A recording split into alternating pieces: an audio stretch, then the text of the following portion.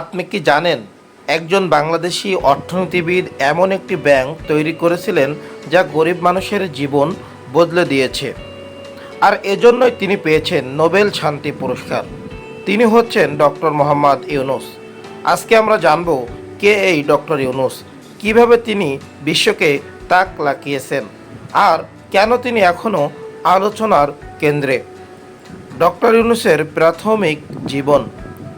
Doctor Mohammad Yunus জন্মগ্রহণ করেন 1940 সালের 28 জুন চট্টগ্রামের এক ব্যবসায়ী পরিবারে।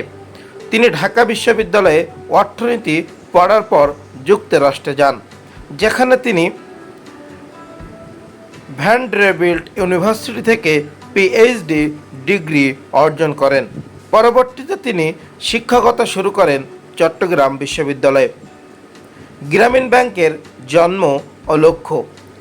1976 সালে চট্টগ্রামে জোবরা গ্রামের একদল দারিদ্র নারীর জীবনের বাস্তবতা দেখে তিনি বুঝতে পারেন এদের মূল সমস্যা হচ্ছে অর্থের অভাব এবং পরিচালিত ব্যাংক তাদের ঋণ দেয় না।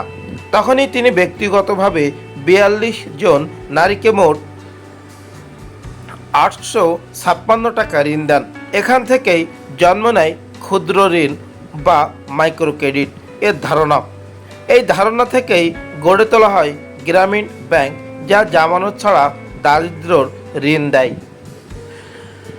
নোবেল পুরস্কার ও আন্তর্জাতিক স্বীকৃতি কবে পেয়েছিল ডক্টর ইউনূস?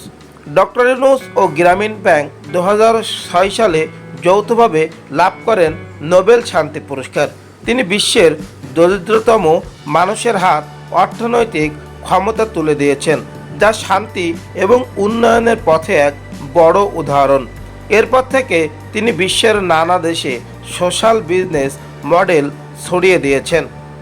ডক্টর ইউনূসকে নিয়ে অনেক সমালোচনা ও আলোচনার কেন্দ্রবিন্দু রয়েছে তিনি, তবে তার কাজ নিয়ে সমালোচনা রয়েছে।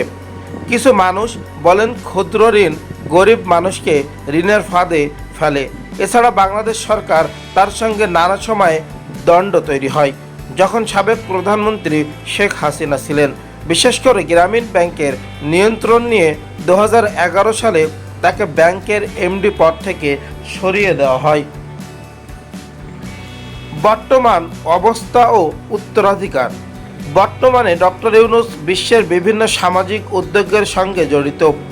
তার প্রতিষ্ঠিত Yunus centre zero poverty, zero unemployment, zero net carbon emission লক্ষ্য নিয়ে কাজ করছে। তার সোশ্যাল বিজনেস মডেল এখন হাওয়াই থেকে হাঙ্গেরি বিশ্বজুড়ে বিস্তার লাভ করেছে। প্রিয় দর্শক শ্রোতা, ডক্টর ইউনূস একজন মানুষ যিনি দেখিয়ে দিয়েছেন ব্যবসা শুধু মুনাফার জন্য নয়, মানুষের জন্যও হতে পারে। বিতর্ক থাকলেও তার অবদান বিশ্বব্যাপী প্রশংসিত। তিনি সন্দেহ বাংলাদেশের একজন গর্ব। প্রিয় দর্শক শ্রোতা, কেমন লাগলো ডক্টর ইউনূসের পরিচয় শুনে? অবশ্যই সবাই কমেন্ট করে জানাবেন। সকলকে অসংখ্য ধন্যবাদ। আসসালামু আলাইকুম ওয়া রাহমাতুল্লাহ।